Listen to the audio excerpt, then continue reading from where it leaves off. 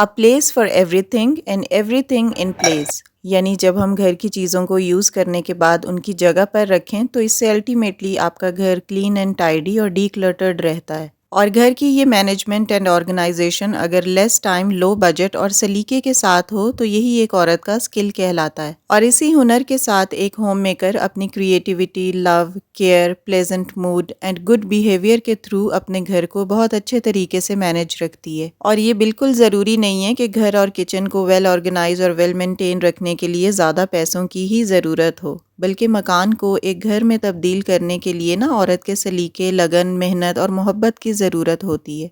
आज के व्लॉग में कुछ ऐसी ज़ीरो कॉस्ट और less time consuming habit share कर रही हूँ जिनको फॉलो करना हर होम मेकर के लिए ईजी हो, अंडर बजट हो और लेस टाइम कंज्यूमिंग हो।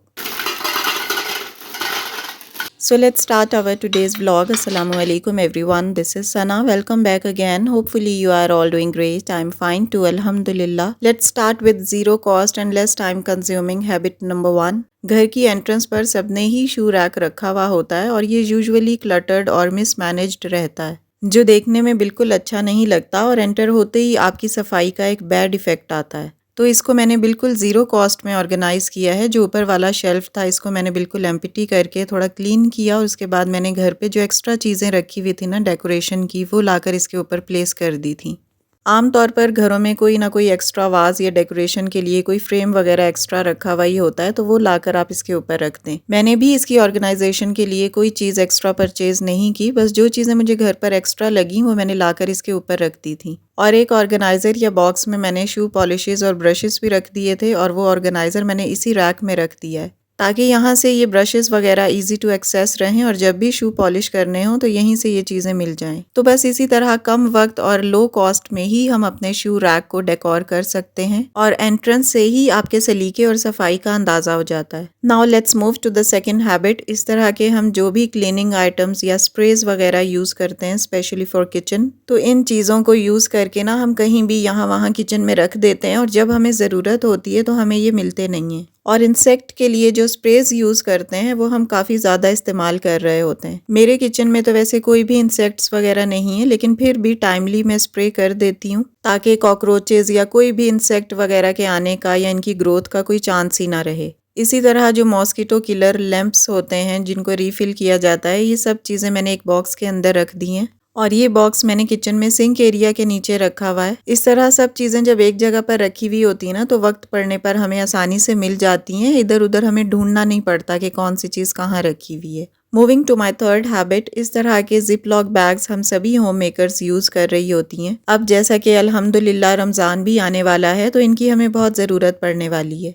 मैं इन जिप लॉक बैग्स में वेजिटेबल्स छोटी छोटी पीसेस में काट कर ना फ्रीज़र में स्टोर कर लेती हूँ एक हफ्ते के लिए। मैं फ्रीज़र में ज़्यादा टाइम के लिए कोई भी वेजिटेबल या कोई भी चीज़ नहीं रखती क्योंकि ये फूड पॉइजनिंग का भी कॉज बनती है। बस एक हफ्ते या मैक्सिमम 10-12 दिन के लिए ही मैं चीज़ों को स्टोर करती हूँ। तो ये zip lock bags different vegetables, kebab, roll और समोसे वगैरह को फ्रीज करने के लिए ना काफ़ी कन्वीनियंट रहते हैं। मैं 1 या 2 दफ़ा के यूजेज के बाद ना इन बैग्स को बिल्कुल डिस्कार्ड नहीं करती, इनको मैं वॉश कर लेती हूँ। जिस तरह से आपको नजर आ रहा है इस तरह अच्छे तरीके से वॉश करके मैं इसे ड्राई करके इसे रीयूज कर लेती हूँ। अगर इन पे कोई ग्रीस या ऑयल वगैरह हो ना तो वो इस तरीके से स्पंज से वॉश करने के बाद बिल्कुल साफ हो जाता है। इन बैग्स को री-वॉश करें और रीपर्पस करें और अपने पैसे बचाएं। बिला वजह न्यू बैग्स बार बार लेने की बिल्कुल कोई ज़रूरत नहीं है। मैं भी इसी तरह इनको यूज़ करती हूँ। ड्राई करने के बाद ये बिल्कुल नए हो जाते हैं।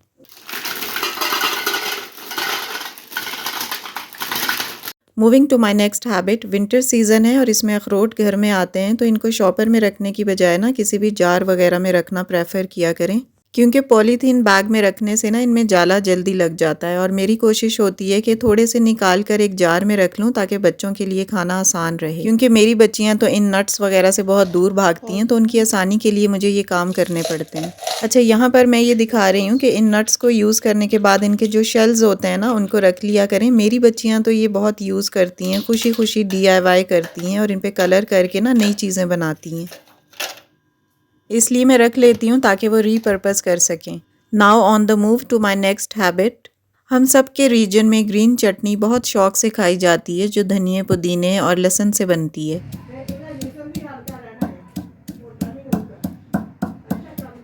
और सिलबट्टे पे जो चटनी बनाई जाती है ना, उसका टेस्ट ही अलग होता है। अच्छा, ये मेरी अम्मी का घर है, मेरे घर पे तो सिलबट्टा नहीं है, तो अम्मी ने मुझे कहा कि चलो सिलबट्टे के ऊपर अच्छी सी चटनी पीस कर दो, और जो पीछे आवाज़ आ रही थी ना, वो भी मेरी अम्मी की है। मैंने जानबूझकर ही उसे म्यूट नहीं किया, एक मेमोरी रह जाती है। ये कराची है, यहाँ पर तो सिलबट्टा ज़्यादा यूज़ किया जाता है, जबकि पंजाब के एरियाज़ में हावन दस्ता या कूंडी वगैरह यूज़ की जाती है। क्यों गरम है? सिलबट्टे पे कुटी हुई चटनी का टेस्ट भी अच्छा होता है और इसमें पीसना भी बहुत आसान होता है। ग्राइंडर मशीन में जब हम करते हैं ना, तो उसका बिल्कुल ना टेस्ट आता है और ना ही उसका टेक्सचर देखने में अच्छा लगता है। एनी हाउ, मैं जब भी थोड़ा सा भी फ्री फील करती हूँ ना, तो मैं ये चटनी पीस कर अपने घर में भी फ्रीज़र में रख लेती हूँ। क्यूब्स की फॉर्म में मैं फ्रीज़र में रख लेती हूँ और दही के अंदर एक क्यूब डाल दें तो ये बहुत रिफ्रेशिंग सा रायता आपका रेडी हो जाता है। अच्छा, इस चटनी को बनाने के लिए अम्मी ने मुझे सेम क्वांटिटी में धनिया और पुदीना दिया था और 2-3 लहसुन के जव्वे दिए थे, और अम्मी के कहने पर इसमें प्याज भी डालकर कूटा था। इसके अलावा हरी मिर्चें और थोड़ा सा ज़ीरा डाल दिया था। नमक नहीं डाला था क्योंकि नमक से इसका कलर ना ब्लैकिश हो जाता है। नमक उसी वक्त ऐड किया करें जब आपने फ्रेशली रायता बनाना हो। तो ये देखें कितना ज़बरदस्त इसका टेक्सचर है। जब भी आपके पास टाइम हो ना, तो ये बनाकर ज़रूर रखा करें क्योंकि ये हेल्थ के लिए बहुत अच्छी है, डाइजेशन पॉइंट ऑफ व्यू से बहुत बेहतरीन है।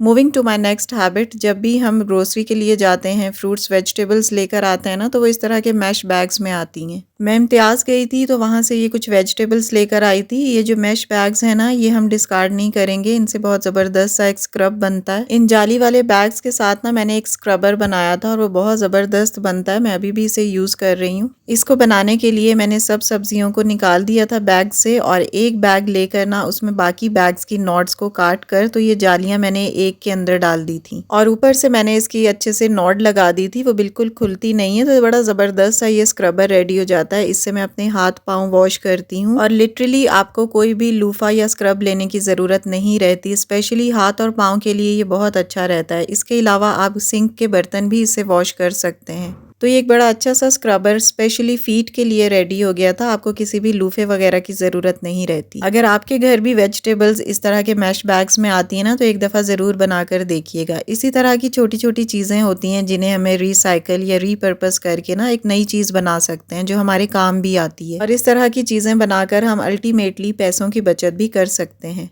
And now on the move to my next habit.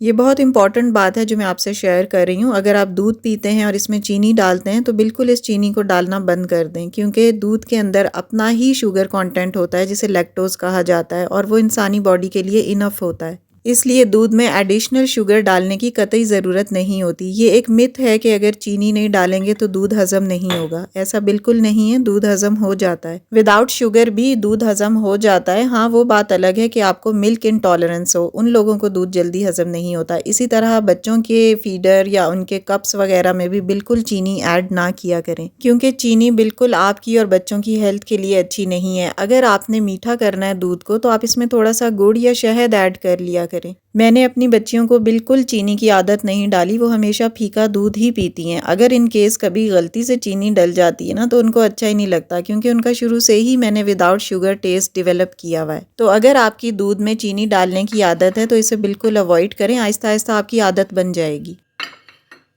Moving to my next habit, अपनी और बच्चों की डाइट में प्रोटीन का इंटेक ज़रूर रखें, और प्रोटीन का बेस्ट सोर्स अंडे हैं, specially in winters. Boiled form में आप बच्चों को भी दें और ख़ुद भी इनका इंटेक डेली बेसिस पर ज़रूर रखें। कई लोगों को अंडों से एलर्जी होती है या कुछ और हेल्थ इश्यूज़ होते हैं, तो वो प्रोटीन इंटेक के लिए रेड मीट का यूज़ कर सकते हैं, मटन या बीफ, जो भी अवेलेबल हो या कन्वीनियंट हो। और ये ज़रूरी नहीं है कि आपने देसी अंडे ही खाने हैं। देसी अंडों के नाम पर मार्केट में बहुत स्कैम हो रहे हैं। सिर्फ बाहर से अंडों को कलर कर दिया जाता है और वो देसी अंडों के नाम पर बेचे जाते हैं। तो इससे बेहतर है कि जो भी आपको नॉर्मल एग्स मिल रहे हैं आप उनका इंटेक रखें, और इसका बेस्ट तरीका ये है कि आप बॉइल्ड फॉर्म में ही खाएं। फ्राई एग का इतना फ़ायदा नहीं होता, क्योंकि जब भी हम किसी चीज़ को फ्राई करते हैं ना, तो उसके न्यूट्रिएंट्स हाफ रह जाते हैं। तो बेस्ट वे यही है कि आप बॉइल्ड फॉर्म में या पोच्ड एग खाएं। और रोज़ अगर आप फ्राइड एग खाएंगे ना, तो जाहिर है डेली बेसिस पर आपका बिला वजह का ऑयल इंटेक भी बढ़ेगा, जो आपके वेट को इंक्रीज करेगा। ऑयल तो हम वैसे ही डेली बेसिस पर काफ़ी खा रहे होते हैं, जो हमारे नॉर्मली ट्रेडिशनल खानों में होता है। तो इसलिए हमेशा फ्राइड एग और ऑमलेट पर उबले हुए अंडे को ही प्रेफर करें। Moving to my next habit, काली मिर्चें अगर आप यूज़ करते हैं, ऑफ कोर्स हर घर में ही यूज़ की जाती हैं, तो पिसी हुई फॉर्म में बिल्कुल मार्केट से ना लेकर आया करें, खुद घर में प्रेफरेबली इसे पीसा करें। क्योंकि मैंने एक्सपीरियंस किया है कि घर में पिसी हुई और मार्केट से अगर हम पिसी हुई ब्लैक पेपर लेते हैं ना, उसके कलर में बहुत डिफरेंस होता है। वो पता नहीं क्या क्या इम्प्योरिटीज़ अंदर पीस कर आपको दे देते हैं। तो इसलिए मैं हमेशा साबुत काली मिर्चें ही लेकर आती हूँ। उन्हें थोड़ा सा ड्राई रोस्ट करने के बाद ना ग्राइंड कर लेती हूँ और फिर मैं इन मिर्चों को जार में स्टोर कर लेती हूँ। इसी तरह मैं धनिया और जीरे को भी स्टोर करके पीस के रख लेती हूँ और ये मसाले ना काफ़ी टाइम तक चलते हैं, बस आपने एक दफ़ा पीस कर रखना होता है। Moving to my next habit, जब भी मैंने किचन में चूल्हा, शेल्फ्स या ओवन वगैरह को साफ करना होता है ना, तो इसके लिए मैंने ये एक मिक्सचर बनाकर रखा हुआ है। इस होममेड सॉल्यूशन या क्लीनर को बनाने के लिए मैंने स्प्रे बॉटल के अंदर पानी डाला था और उसके अंदर मैंने 1 चम्मच के बराबर हार्पिक ऐड कर दिया था और 1 चम्मच ही मैंने इसमें वाइट विनेगर सिरका डाल दिया था। सिर्फ ये 2 चीज़ें आपने पानी में ऐड करनी है। स्प्रे बॉटल में अच्छे तरीके से इसे मिक्स करें और बड़ा ज़बरदस्त सा आपका किचन क्लीनर रेडी हो जाता है। आपको किसी किस्म के मार्केट से क्लीनर लेने की ज़रूरत नहीं रहती। चूल्हा और काउंटर टॉप्स तो इससे बहुत ज़बरदस्त क्लीन होते हैं। मेरा ये एक्सपीरियंस है, आप भी इसे ज़रूर एक दफ़ा करके देखिएगा। ऑल्टरनेट डेज या 2 से 3 दिन के बाद भी जब आप इस क्लीनर से अपना चूल्हा साफ़ करेंगे ना, तो इसकी शाइन बहुत ज़बरदस्त होती है। और इसी सोल्यूशन को माइक्रोवेव के ऊपर थोड़ी देर स्प्रे करके छोड़ दें और 10 मिनट के बाद इसे कपड़े से साफ़ करें तो वो भी बिल्कुल शाइनी सा हो जाएगा। मैंने तो ये सोल्यूशन बनाकर रखा हुआ है और 1 हफ्ते के लिए मैं बनाकर रखती हूँ और सारे किचन की सफाई इससे बहुत अच्छे तरीके से हो जाती। Moving to my next habit, ये बहुत ज़बरदस्त और बहुत आसान तरीके से मैं आपको एक कावा बनाना सिखा रही हूँ। इससे आपकी स्किन भी ग्लो करेगी, आपका बेली फैट भी रिड्यूस होगा और आपका वेट भी मेंटेन रहेगा। और इसके अलावा अगर आपको स्लीपलेसनेस की शिकायत है, इंसोम्निया है या नींद आने में आपको टाइम लगता है, तो उसके लिए भी ये बहुत बेस्ट है। It's my personal experience.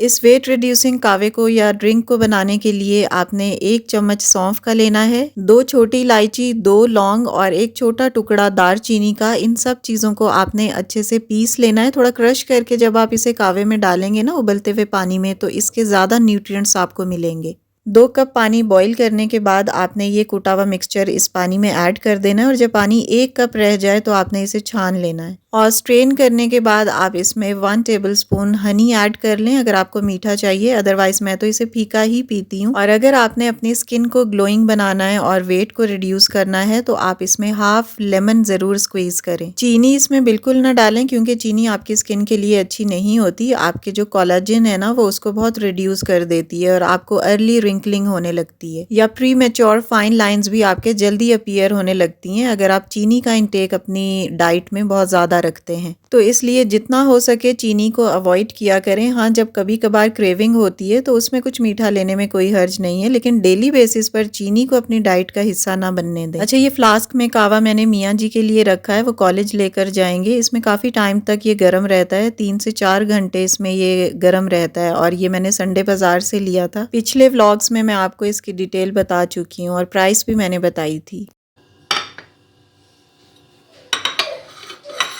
अच्छा, यहाँ मैं आपको बता रही हूँ कि कभी कभार बच्चों के लिए ना इस तरह की फ़नी चीज़ें किया करें। मैं भी हानी के लिए बनाती हूँ। यहाँ मैंने उसके लिए एक स्माइली बनाई थी केचप से, तो वो बड़ी खुश हो गई थी। तो बच्चे ना इस तरह की चीज़ों से बहुत हैप्पी खुश होते हैं और अट्रैक्ट होते हैं।